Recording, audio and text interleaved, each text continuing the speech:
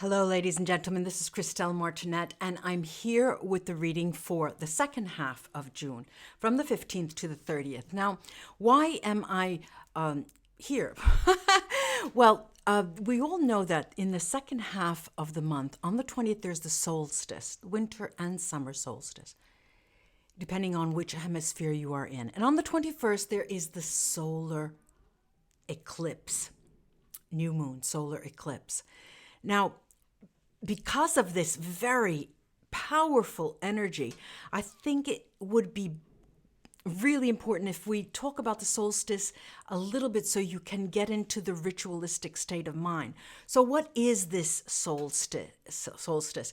It's the time in every summer or winter, depending on where you are, when the sun reaches its highest peak in our sky, and each winter when it reaches its lowest point. So these events are the solstices, and they correspond with each of our own rhythms. And this is really important, helping us to understand what and where to focus on in this changing cycle of life. They're powerful points, as I mentioned, in the celebration of light. And it's a moment when you should honor your path and consciously expand. Let's talk a bit about the power of the sun. It's no surprise that the sun is one of the most powerful planets, natural forces. I don't want to call it a planet. It has had so much importance in human history. So the history of humans honoring and worshiping and revering the sun spans all different kinds of cultures, times, and dimensions. Now, there are symbols of the sun, like the compass with a center point and a circle, a dot in between, that are highly spiritual, have highly spiritual significance for us. And at the basis of this entire ritualistic period is the idea of change, the idea of cycles, the idea of changing season, much like this cycles of sowing and harvesting. They've always been key points in the human life cycle. So the continuing changing of the seasons also represents certain specific stages in your inner journey. I would say the soul journey. Every year, on and around the solstice, a beautiful energetic spike and an opening to a higher realm of spirit is created. So this is why I'm spending a few minutes talking about this. This is due to the Earth's alignment with the great central sun and the galactic center. Now, just as the cycles of the sun, there are peaks and lows in your spiritual journey, in our spiritual journey. There are times to move forward, times to share, times to go inward, times to reflect, and times to extend yourself, times to step back, and even the dark nights of the soul that many of us know very well. We are human after all. Now, in this way, the solstice is a natural way to reconnect with life's divine plan and to feel a deep connection to all of life and the natural world. So it's important to reflect on our journey, on your journey, because it's a way to celebrate the solstice. You honor and you celebrate your unique journey, our unique journey, and the cycles within walking a spiritual path and living a human life as well. These rituals, these solstice rituals, include everything from simple gatherings, bonfires, community celebrations, dance, ceremonies, and the telling of stories. The storytelling has always spanned the ages, and each of these rituals can remind you just how connected you are with all life. Now, in history, by participating in rituals, people felt understood, and simultaneous, at the same time, they felt more intimate with nature. And though humanity has largely lost today connection to these ceremonies and understandings, it's not too late. Okay, it's not too late to tap into the power of the sun and its influence, its powerful influence over our lives. Now, there are 7 cycles, rituals that I would like to suggest. 7 solstice rituals that celebrate the changing cycles. You celebrate your light and honor the energy of the solstice with these simple solstice rituals to bring and attract joy and love and light into your life. The first is rising and shine. You rise and shine with the light. So right when you wake up on the day of the solstice, and I'm speaking to you at least a week before, just about a week before even putting your feet on the floor, allow yourself to generate and be filled with a sense of light and joy. Tune into all that you have to be grateful for, while you visualize light energy filling you and all around you. Invite in the presence of your guides and angels, spirit guides and angels, the presence of divine light and the energy and vibration of love. Let yourself bask and be filled with divine light. Put yourself in the center of this light and this positive energy, and feel the oneness and connection with the divine and all that is. When you're ready, begin to imagine the positive energy of the light is now rippling out around you to the entire universe. That's the first. The second one is a candlelight meditation. You find a quiet place and space indoors, and you light a candle and begin to focus inward. As you consciously relax and you breathe, gaze gently into the candle. Enjoy simply being there, breathing, and reflecting on the qualities of the light that you see in that candle. Begin to tune into the vast supply of light around you, as well as the light that you carry within you at all times. When you're ready, close your eyes and visualize your light glowing brighter and brighter and brighter within. You relax, you breathe, and you let go of the need to focus on the world around you. And instead, allow yourself to drift in a relaxed and peaceful meditative state. The third ritual is to experience your oneness with Mother Earth. Walk outside and sink your feet into the earth. Take your shoes off, put your feet into the earth. Feel your energy grounding to the core of Mother Earth in a column of light, as if the light would be traversing you from top to the ground.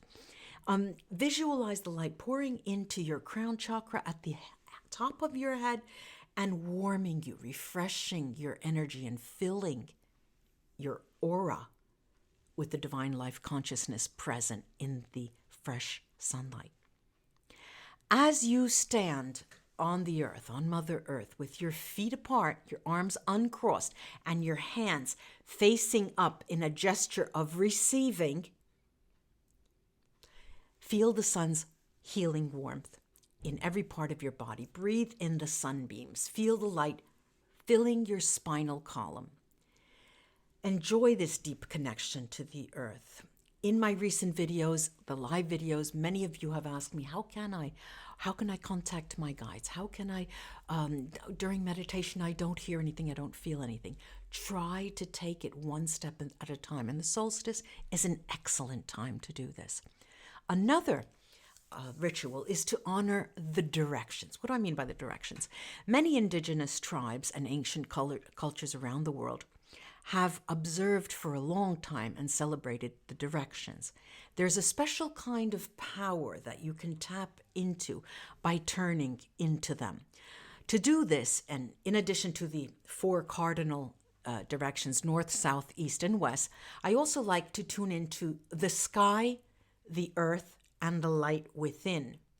And as you tune into each direction, face that way. Face east, face west, face north, south, in, above, and below.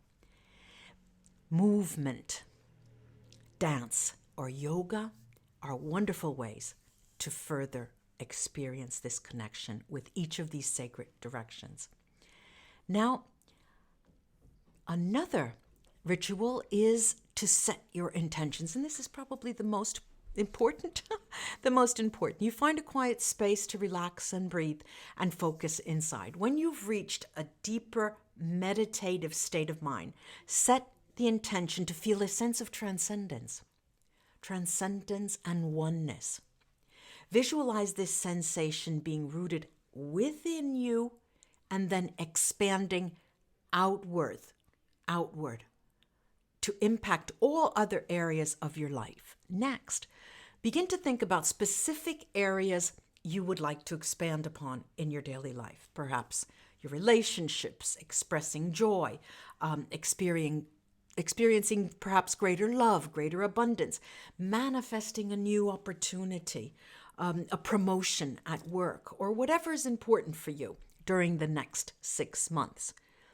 If you are doing this ritual during the winter solstice, those of you down under, in that southern hemisphere, think about those things that you would like to remove from your life, focusing more on what you want to release so you can then begin to move forward. Okay. Give thanks for the opportunity to focus on this work. That's how we should always end our rituals. Now, another one is what I call the fire ceremony. Solstice. I knew I was going to get my tongue tied. Solstice fire ceremony. Either summer or winter, fire is always a wonderful way to honor and celebrate the light as humanity has always done during the centuries. Honoring the solstice with fire is simple. You light a candle or make a small fire outdoors and let yourself reflect on the beauty and qualities of the light. And on a piece of paper, you write down things you have accomplished, things you have finished, things you have done, things you've accomplished during the last 6 months. And this is just to take a minute and then read what you've written and read it out loud before burning the paper in celebration and gratitude. Letting go of any attachment to the past and paving the way for new opportunities, manifestations, and accomplishments in the future is what this ritual usually does. And the last one I would like to mention is to create a solstice altar. Probably I should have said this in the beginning, but maybe at the end of all that we've done, it still will make sense to you. A solstice is the perfect opportunity to spend some time with your personal altar. Many of you may not even know what that is. I used to have an altar when I was such a child. My sisters used to think I was crazy. They thought I would become an ecclesiastic a priest or a nun or some high priestess, and they would make fun of me all the time. Whether you make this altar inside through meditation, where you see that earth sanctuary place, that meditation, or outside of you on the form of an actual physical altar. I use my window as my altar. It doesn't matter. It could be inside or outside if you have the space, but creating a physical altar, a place actually that you can see, is a fun way to create a physical representation of your inner connection to the light and the divine, and to represent the energies you're inspired to connect with, to build, to manifest in your life. So in order to create a solstice altar, first, find some sort of table or shelf. Like I said, I use my window. It's right under light. So every time I put my crystals there, any full moon, every moon cycle, they're always in the light of the moon. And somewhere the light can shine in to that altar, because the solstice is all about light. Now, whenever you choose to create your altar, choose colors of fabric, objects, candles that remind you of the sun, of light, citrine, for example. And it reminds you of your spirituality and of the connection that you have with the divine, the sun, and the natural world. And more importantly, with you yourself. Remember that the solstice is a time of celebration and connection. Let that altar you create remind you of all of this that is personal to you. Now, I'd like to end with that on the solstice, but before we go on, I'd like to explain how I'll be doing the readings before I go into it. I'll be using a tarot deck, which is called Intuiti. It's Intuiti Creative Cards. Why am I using this? This is a deck that I have found, and it was created by a group of researchers in Milan, and they studied thousands and thousands of different tarot decks around the world and from different cultures. And they created a deck with major arcana and minor arcanas that are completely different from the universal tarot, the Rider-Waite. It's completely different. Similar in many meanings, I have to say. So there are 22 majors, and there are the rest minor. And there are the numbers from 1 to 10, plus the page, queen, knight, and king and knight. And they change around the order of the court cards. Instead of having the king in the end, is the knight in the end, because they give a certain specific importance to the knight. And they have 4 suits: the air, water, fire, and earth. So it's quite interesting, because it allows you to break away from the set meanings of the tarot cards that are similar, the Rider-Waite has inculcated in our minds, and lets us be more intuitive, allow for more intuition to seep through in our interpretation of the cards and the visions that we see. So this will be fun, and I'll be using, of course, my runes at the end, and if I need clarification, I'll do that. So on to the readings. Namaste. And right under each reading, ladies and gentlemen, how it resonated, if it resonated. What was it about the reading you liked? What was it about the reading you don't like? Then they say in Italian, you have to have wide shoulders for criticism. Well, my shoulders are pretty wide. I'll take it. Have fun, ladies and gentlemen. I'll be back, and on to the readings.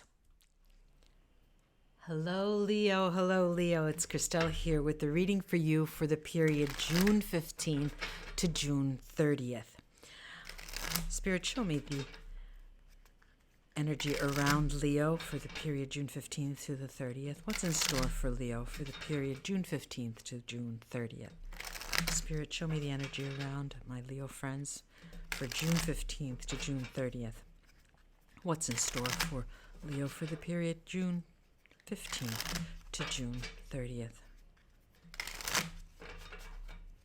Okay.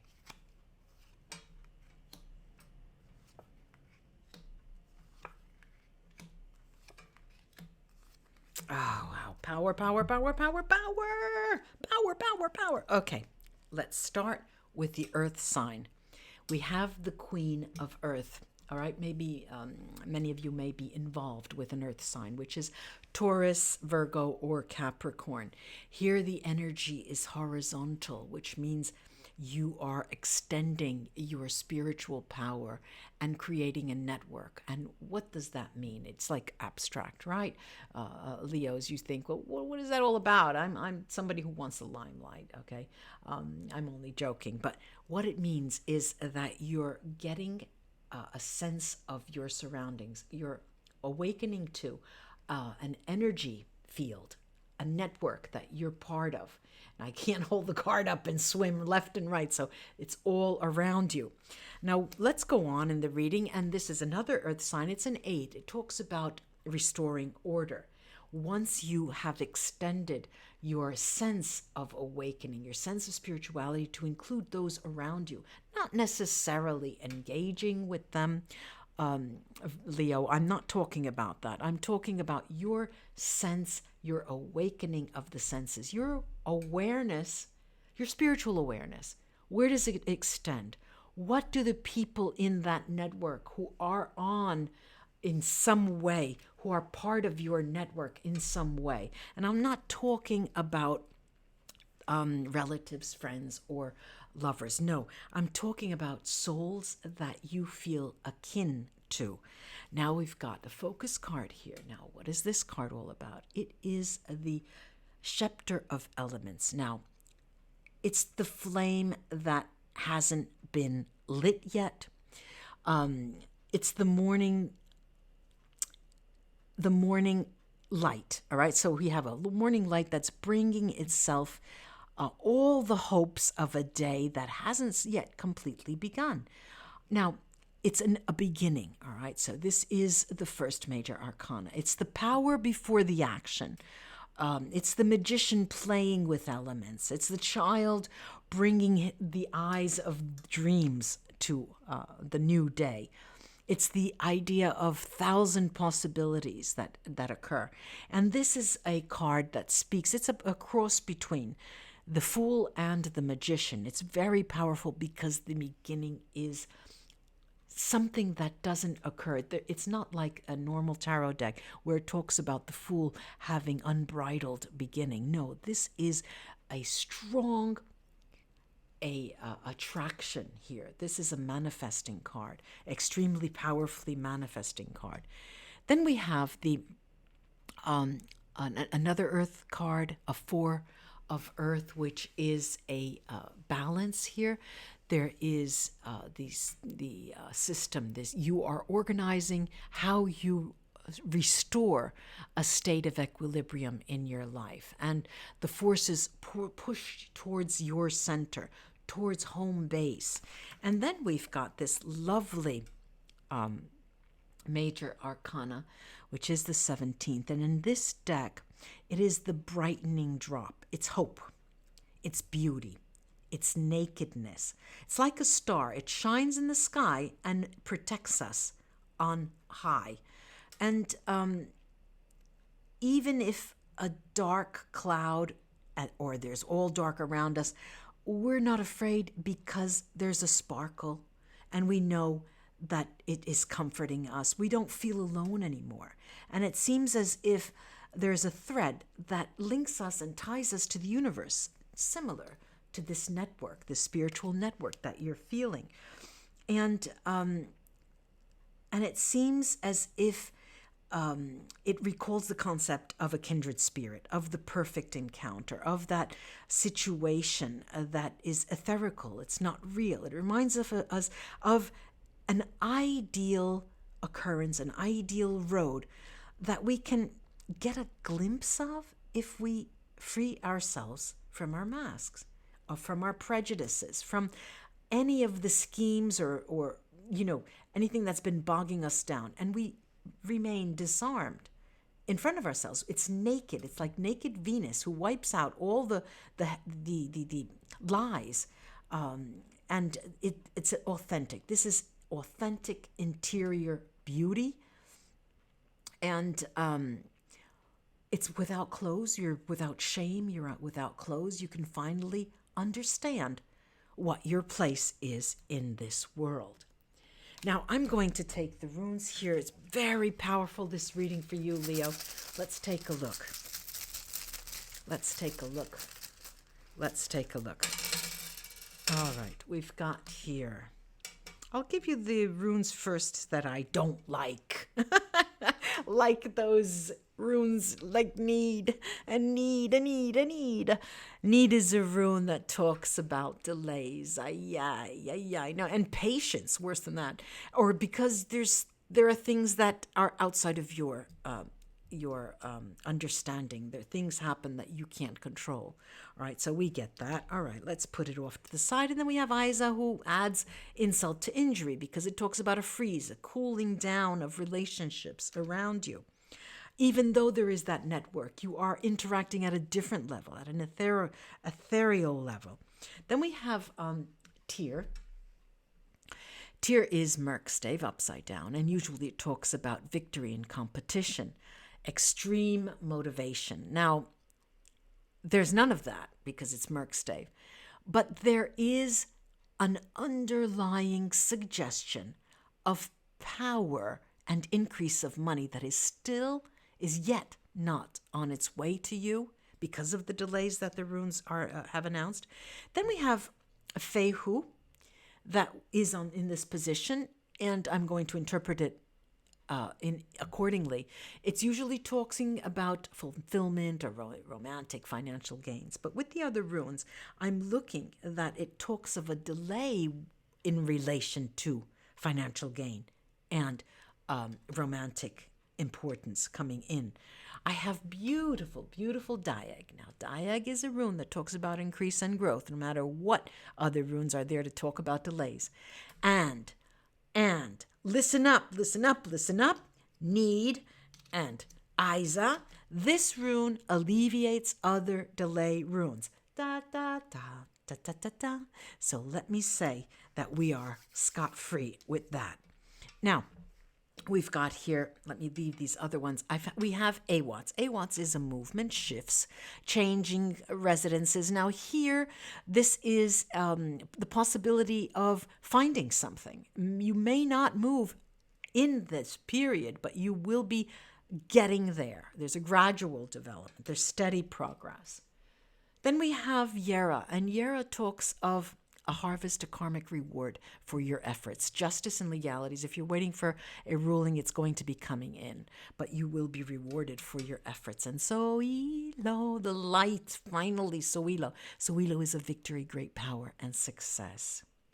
Good for you. With that number 1 major arcana, you are strong, Leo. Namaste, ladies and gentlemen. Until we read together again. Bye-bye, Leo.